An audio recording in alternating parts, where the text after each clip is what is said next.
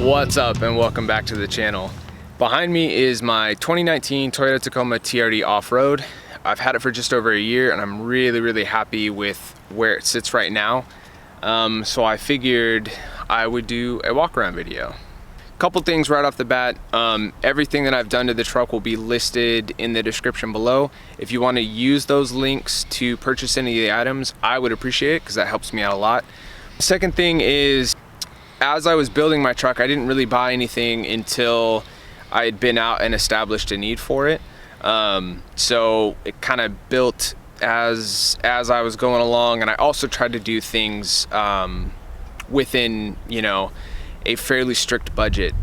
People go crazy with the mods and spend thousands of dollars, and I don't think that's fully necessary for the most part. So I kept it pretty chill. I would consider it a budget overland build, but it does everything I need it to do. So let's get started.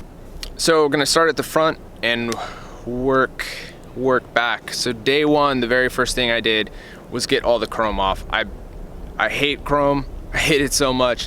So I debadged the truck. I put Plasti Dip around the chrome bezel that sits around the grille, and it just made it look a whole lot nicer. I replaced the halogen bulbs with Auxbeam FS2 LEDs. I've done a video. I'll try and remember to link it. And the fog lights I replaced with Baja Design Squadron SAEs.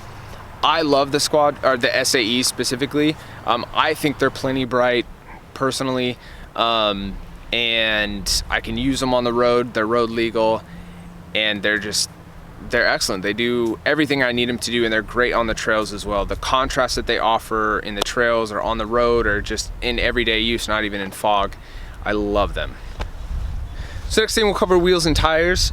The wheels are Method NVs. They are 17 by 8 or 8.5, something like that, I don't remember, with a 0 offset. That's kind of the important thing. A lot of people go negative, which gives more poke, which I really like the look of that.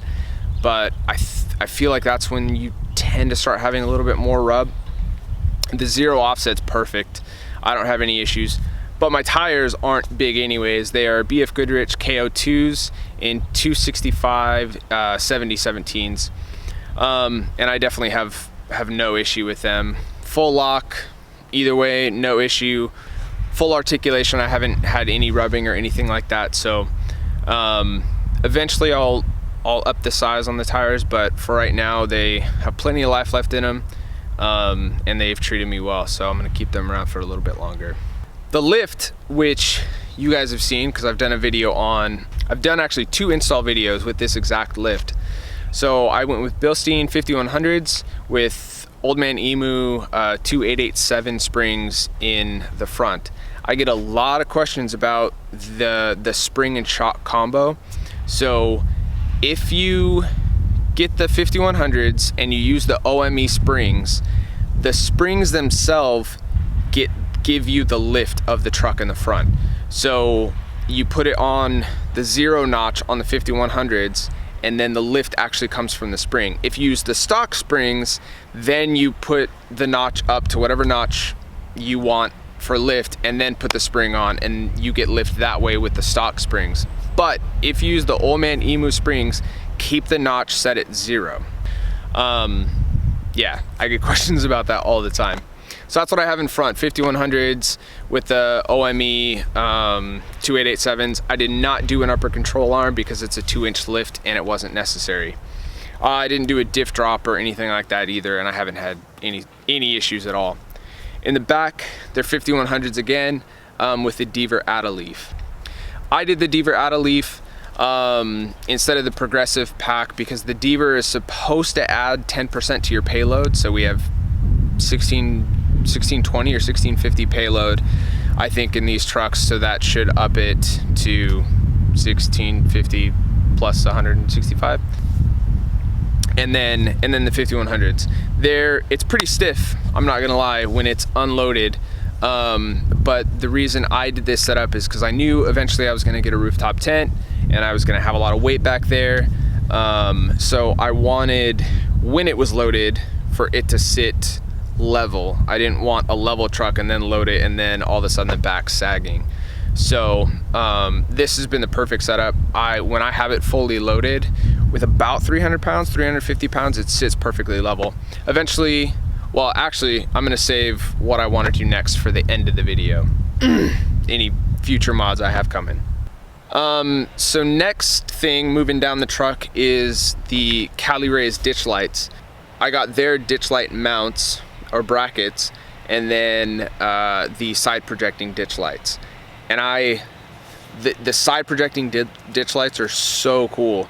The LED strip that they give you, I actually like it because it's not as bright as the front of the light. I think each one is around 2,500 lumens. Like the actual front of the light, the side light isn't quite as bright, but I like that a lot. Reason being is when you're going down a trail and you have trees right here, you don't really want that like super lit up. So I like it. It's bright enough for you to be able to kind of see what's going on either side of the vehicle, but it's not so bright that it's gonna blind you or distract you from where you're going. I really, really like those side projecting lights. They're amazing. Next up is the decal that I put on here. Not really part of the build, but I get asked the question a lot. It's just a 3x5 subdued American flag that I got off Amazon. I think it was like $6 or something like that. There's one on each side, just below the side view mirrors. And yeah, I'll certainly link it down below because so many people ask. Below that is my side steps. They are Tiger Star Armor. I personally don't like the look of them that much, but the function of them is great. I've really enjoyed having them on the truck. They work really well as steps, although I wish they were maybe a little bit lower, but the issue with like the Predator bars, which look amazing, is they hang down so low and they end up getting caught on stuff, and then you rip a step off and it's just all bad. These, because they have a smooth bar on the bottom, they are not rock sliders by any means, but they've saved me 3 times at least from, I remember one time specifically in Tahuya, I couldn't see my back passenger tire and it fell into a pothole, like a pretty deep one, and the side steps landed on a rock, and they protected me from that. It for sure would have been the cab of my truck had those not been there. Again, they are not rock sliders, so I'm not saying you can use them as that. I'm just saying they've been a lot more robust than I thought they were going to be, and I've really enjoyed them. So I think the next thing to cover is the CBI Overland bars. I like them because they keep the tent in line with the cab for the most part, and that's exactly what I was looking for. I was looking for kind of a sleek build. I didn't want this tent just sticking up, you know, creating an incredible amount of drag as I'm going down the freeway. So this is exactly what I was looking for. It gives me plenty of room to stick things underneath and store stuff. I haven't had an issue with storage with it being mounted as low as it is. I think it's been really good. The only thing that I don't like about the Overland bars is they're difficult to mount things to. They're not as modular as I would like, or that other racks are. And I think that's the key difference. These are Overland bars, not a rack. If it was a rack, I think it would be a little bit different. You'd be able to maybe do some more stuff with it. But the fact that they're bars and independent of one another, that makes it really difficult to mount things. I've done workarounds. I have a 36-inch aluminum bar with carriage bolts in it to mount my traction boards. And then on the other side, I have the same thing with some quick fists for my shovel. And that works, like I've made it work, but it's stuck like that. If I want to rearrange things on there, it's gonna take, you know, a lot of thinking and messing around and you know, creativity to make it work. So that's really my only complaint. Other than that, I love them. The finish on them is really, really good. You guys have seen how I load and unload my tent, so it's constantly sliding across those bars, and they've held up so well. So I really, really like those bars. So the last thing would be my Cali-Raised bed stiffeners, which you have to do if you're doing any hauling, especially if you have a rooftop tent on there. The composite beds, if you have weight in it, tends to bow out a little bit. I've heard of them doing it even with the bed stiffeners, but you're far, far less likely to have issues with it with the bed stiffeners. I think whoever did that just way overloaded it past its payload capacity. So I love the bars. They have served me really well. Not only have they kept my bed straight, but they provide additional tie down locations. So it's just been a great, I love them. They're really, really nice. Holy shit, birds.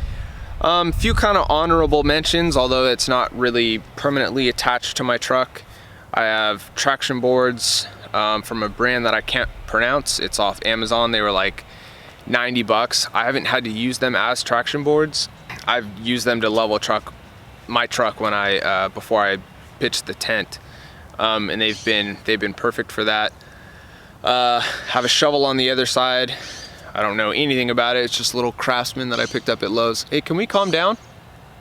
I have a quick release fire extinguisher mount back there with a fire extinguisher, which I freaking love. If you guys haven't seen the video on that, definitely go check that out. So, future mods. A company got in touch with me not too long ago and sent me a light bar for me to put on and test out and do all that. I'm excited to test it out. It's a very, very low price point, so we'll see if there's quality issues, you know, how well it lasts. But if it lasts well and it performs well and it doesn't have any condensation issues, it could be a really, really good option for a lot of you out there. So stay tuned for that, because I think that could be really cool. I'll cover more about that later when I actually go over it. I really want to do armor. I actually have a skid plate coming that should be here either end of this week or beginning of next. And I also have some rock sliders finally coming. I am so excited to get rock sliders. It's something that I've put off for a long time, but I know it's a necessity. So I'm really, really stoked to have those coming. Other than those things, which I already have and are kind of, you know, or at least in the process, I really want to upgrade the rear shocks at the very least. With the weight, the truck tends to get a little floaty, and I've done a little bit of research. It seems like I can go up to the 5160s and they're better damped for the load. Eventually I'll probably look at getting heavy duty leaf springs. If I can avoid the heavy duty leaf packs, I'm gonna try and do that, because I still want it to drive well. It's my it's my daily driver, it's my commuter. That's what I take to work and back. So I don't want it to be just an incredibly rough or uncomfortable ride. I'm trying to keep that, you know, borderline stock feel, just adding, you know, some more capability and utility to it, but we'll see. Anyways, so that covers the walk around. Like I said, it's a pretty budget build. It's just the necessities, absolutely nothing more. I use everything that I have on my truck frequently, and I love where it's at right now. It gets me out in the woods and exploring, and in places where a lot of other people can't go. I freaking love the truck. And then for future mods, it'll just make exploring that much better and that much more. It'll open the world up that much more with those things. So really looking forward to getting those things on there. Like I said, check the description below for links to all the products that I've mentioned. Before I end this video, I want to let you guys know one thing. Less than 7% of the people who watch my videos are subscribed, which is mind-blowing to me. Because a lot of people are coming back, they're just not subscribing. So do yourself a favor and subscribe, and I'll see you in the next one.